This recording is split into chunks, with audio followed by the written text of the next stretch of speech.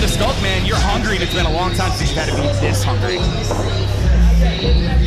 And certainly for the Island Kings, there is a level of confidence that comes with walking into the OCC Roadhouse as the FIP World Tag Team Champions. But I'm seeing in the Island Kings, in Jaka and Maluda, even more focus and quiet composure than even we saw from the Skulk. Well, here's the great tragedy. Introducing the challenger. They're the team of Adrian Alanis and Liam Gray. They are the Skulk! And their opponents, they are the team of Jaka and Sean Maluda. They are your FIP World Tag Team Champions, the Island Kings! Do you blame Rafael Delgado for wanting to get out of the ring once you felt all four of those men get into the ring and the energy surrounding them? All three of us here have had the opportunity to ring out some pretty major matches, and there's nothing more intimidating, especially, I can't even imagine being between the four of these guys right now. Well, I was going to say, you both pointed out beautifully that, the Skulk didn't lose the titles, one-on-one. It was, a lot of other factors involved. And so maybe as a tag team, you look at that and it doesn't really hurt the confidence of like, well, they didn't beat us directly. It was a whole different situation. But in a case like this, when you go, well, who ended up winning? Oh, the Island Kings. Well, maybe they would have gotten us if it was one-on-one. The Island Kings are that tough and that good. And that's what we get to see here tonight. And you saw right there the cheap shot official holding up the championship. There's been no bell yet. We have not officially begun this matchup, and I don't necessarily condone, but I surely don't blame the attack here by the Island Kings, because you know how good your opponents are here, and not the first time they've done that, jumping the Skulk, and why not again? Well, and that's the thing about the Skulk being such a well-established team, is that there's plenty of footage to study. There's plenty to learn from the Skulk and from their endeavors within WWN. Absolutely, trained by AR Fox at WWA4, the Skulk, not only former FIP World Tag Team Champions, lit the world on fire and Evolve. You've seen them light the world on fire in AEW, and a backside new tag champs. No, Maluda able to roll right out. Man, I've never seen Maluda on this level. Jaka in phenomenal shape. The Island Kings, they're basically like an institution at this point when you want to have body tag team wrestling and FIP, but the Skulk are so darn good too. Truly, something's got to give tonight. I have no clue, not even the foggiest idea who is going to win this matchup. Look at Liam Gray. Huge impact, taking out Maluda. So Liam Gray using his whole body as a weapon. And a wise man once said that the foundation of FIP is the tag team division. Always has been, always will be. And I think you cannot find a better example of that than what we're seeing right here in the ring. Yeah, they are now getting into the backbreaker, followed up by the neckbreaker over the knee. Maluda's been folded up in the pin, and you can see concern from Jaka, but Maluda still manages to kick out. Alanis, though, thrusting down his entire body weight before even hooking the leg, just adding that extra impact to the midsection of Maluda before he went for the cover. Yeah, man, I gotta tell you, again, Skulk, man, once they regained their composure, they are looking like a well-oiled machine. And was that a rake to the face there? 100% it was. And of course, now a fresh Jaka in the ring, man. And again, you just talk about guys that are beastly. I mean, that is Maluda, that is Jaka, what a shot. Absolutely like a thunderclap echoing through the OCC Roadhouse from Jaka.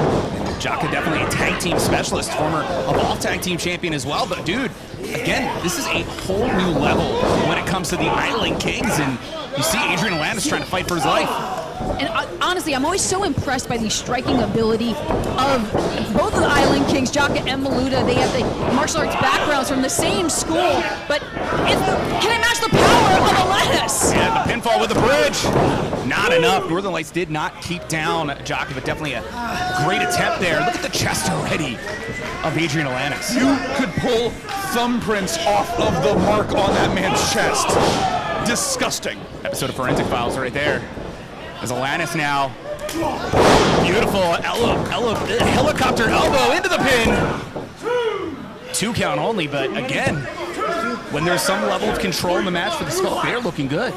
Something I find interesting here is, we pointed out that the Skulk is all over the Island Kings in terms of pinfall attempts here. I think that's the plan.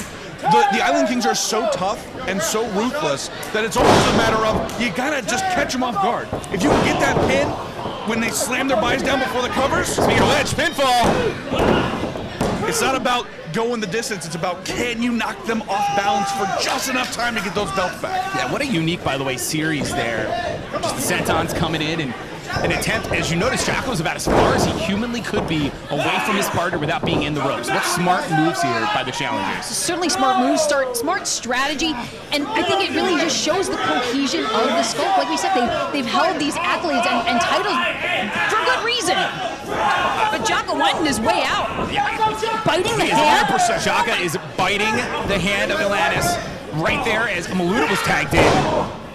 He calls himself a savage for a reason. Maluda, the silent assassin. Well, I was going to say, we mentioned at the beginning here the absolute hunger of the Skulk here trying to get these titles back, but there was a crazed desperation from the Island Kings. It's like when a wild dog like grabs onto something. It's not a matter of like, oh, just take it away. It's like, you know what? Hopefully it'll tire itself out, and then maybe we'll get whatever that was. It is going to be unbelievable to try to rip the title away from a team like the Island Kings. Yeah, I was about to say Atlantis was trying to fight off two men, but it looks like Jocko pulling Atlantis outside of the ring here. Back in the ring, Liam Gray trying to stop Maluda, but unsuccessful. And here goes Maluda! Maluda flying. And I think it really speaks to the level of possibly desperation that it could come to. I mean, certainly the richest prize, the FIP World Tag Team Champions, hangs in the balance for both of these teams. And we might see different levels to both the Island Kings. Oh my gosh! To both the Island Kings and the Skulk in this battle. No, I'm telling you guys, I would put the Island Kings, I would put the Skulk against any tag teams in the sport today. And that's not hyperbole. I'm talking these are two teams at the top of their game. The fact that we're getting to present this here at Established Dominance 2022, I said it earlier, but something's got to give. And certainly with the title on the line, I think it just ups the ante even more for both these teams. Tag the Jocko. Assisted side slam there. Into the pin. The 2 count only. And again, you saw Liam Gray starting to show some concern. Let's say that kick to the dome right before the slam. Look at the headbutts. Let's say just tangling up the man in the middle of the ring here. Atlantis has got nowhere to go. Submission predicament as well. And you can see Atlantis so close yet so far from Liam Gray. And the body scissors is in. But man, if Jocko can get the rest of this thing, look at those strikes to the back. And look at that, forcing the air out of the lungs and then firing the, oh wait, biting for Adrian Atlantis? Hey, what's good for the goose is good for the gander here. Whatever works. That's what I'm saying is, it is like a hungry dog, a cornered animal in both of these teams. Yeah, we just got to keep in mind, you look at Jocko, there's no boots here in this match. You got to think if there's anybody who's not going to be affected by being bitten on the foot. And of course, here's Maluda helping with the attack in the corner. Now the tag to Maluda. See, the Skulk read their book. Oh, but huge kick in the corner. And again, when it comes to Maluda, man, this is a guy, like you call him the silent assassin. What a beautiful neck breaker. Just at the top of pinfall. I was going to say at the top of his skills from the perspective of peaking. I've seen Sean Maluda for years. I mean, we're talking 5-6 years since I first met Maluda, and I know he's been going at least twice that or more. You know, and from the perspective of watching Sean Maluda, man, I'm going to make a statement here. I'm going to make a statement every time I'm in a full impact pro ring, and right now it's at the cost of Adrian Atlantis. Maluda almost seems to be enjoying the hurt that he's putting through Adrian Atlantis, but Atlantis is stirring and getting to his feet. Liam Gray so close and yet so far, but... Yeah, man, it just says something. All 4 of these men, what they've already put each other through in this matchup, and the takedown by Maluda into the pin.